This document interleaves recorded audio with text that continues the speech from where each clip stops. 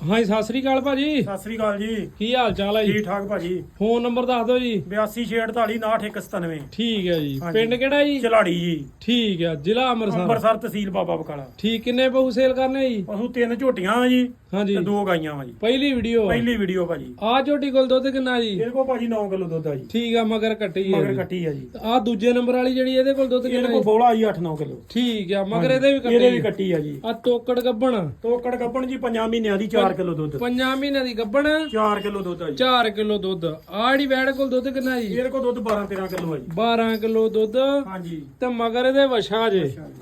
ਤੇ ਆ ਜਿਹੜੀ ਕੋਲ ਦੁੱਧ ਕਿੰਨਾ ਜੀ? ਇਹਦੇ ਕੋਲ 5 ਕਿਲੋ ਜੀ।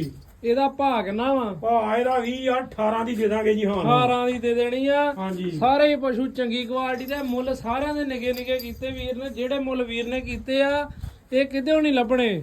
ਲਾਇਓ ਫੋਨ ਵੀਰ ਨੂੰ। ਪਹਿਲੀ ਵੀਡੀਓ ਕਰ ਦਿਓ ਸ਼ੇਅਰ ਜੀ। ਧੰਨਵਾਦ।